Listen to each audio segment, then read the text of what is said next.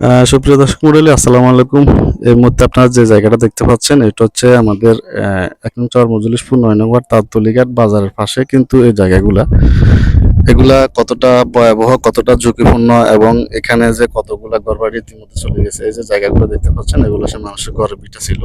এরা ইতিমধ্যে যখন ভাঙা শুরু হয়েছে তারা এখান থেকে ঘরটা তুলে নিয়ে কোথাও চলে গেছে এবং এখানে যে ঘরটি দেখতে পাচ্ছেন এটাও কিন্তু তালাবদ্ধ অবস্থা আছে।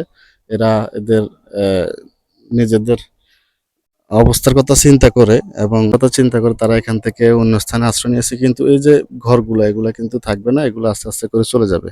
হয়তো তারা আসে এখান থেকে যে তাদের ঘরের কিছু গুরুত্বপূর্ণ জিনিস আছে, টিন, ফিলার-টিলার এগুলো হয়তো আস্তে ধীরে নিবে এবং এখানে কিন্তু দেখতে পাচ্ছেন মানুষের ব্যবহৃত টয়লেট এবং পাকঘর, মরগ হাঁসের ঘর এবং অনেক কিছু কিন্তু গুরুত্বপূর্ণ জিনিস আপনারা এখানে দেখতে পাচ্ছেন পড়ে আছে। আ অগোছালো অবস্থায় এগুলো পড়ে আছে। এগুলো সবকিছু নদীর গর্ভে বিলীন হয়ে গেছে। এখানে যে আপনারা একটা গাছ দেখতে পাচ্ছেন, নারকেল গাছ। দেখেন, এটা তার মানে বোঝা যাচ্ছে এটা কারো না কারো ঘরের পিছে এই নারকেল গাছটা ছিল।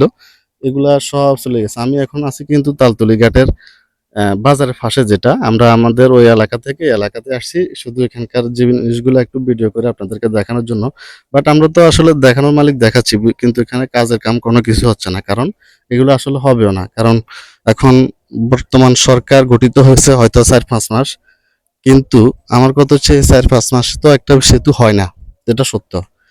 কিন্তু একটা জিনিস তো হয় যেটা তারা মানুষকে আশ্বাস দিতে পারে যে এটা দ্রুত কাজ ধরব এবং এটা নিয়ে তো সংসদে কথা বলতে পারতো। কিন্তু কথাও বলে নাই, কথাও বলতেছে না। কাজ তো ধরা দূরের কথা এবং ওই কাজটা যে ধরলে ১-২ বছরে হবে এটাও না। আরো হয়তো সময় বেশি লাগতে পারে।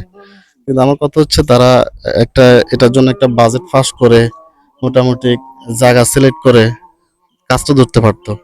কিন্তু ওটা ওনারা করতেছে না। এই যে দেখেন কিভাবে যে নদী আহ গর্ভে বিলীন হচ্ছে মানুষের গুরুত্বপূর্ণ ঘরের যে ভিটাটুকু, এটা এই যে দেখতে পাচ্ছেন এটা একটা ফানের বর ছিল, এটা চলে গেছে। এখানে কিছু বাঁশ টাস দিয়ে চেষ্টা করছিল টিকানোর জন্য, এগুলো টিকে না এবং ওইখানে যে অদূরে দেখতে পাচ্ছেন অনেকগুলা গুরুত্বপূর্ণ বাড়িঘর, জায়গা সম্পত্তি সবকিছু কিন্তু এভাবে চলে যাচ্ছে। আসলে নদীর পাশে যারা বসবাস করে তারা এখন বুঝতেছে আসলে নদীর পাশে ঘর করাটা কতটা ঝুঁকিপূর্ণ এবং কতটা রিস্কেবল। এই যে দেখতে পাচ্ছেন এটা হচ্ছে তালতলি ঘাটের অপোজিটে এবং বাজারের পাশে, কিন্তু আপনারা যারা এখানকার বাসিন্দা আছেন তারা এই জায়গাগুলো দেখলে বুঝতে পারবেন। সব চলে যাচ্ছে, মানুষের ঘরবাড়ি সব ভেঙে চলে যাচ্ছে। বাসিন্দা আছেন তারা এই জায়গাগুলো দেখলে বুঝতে পারবেন। সব চলে যাচ্ছে, মানুষের ঘরবাড়ি সব ভেঙে চলে যাচ্ছে।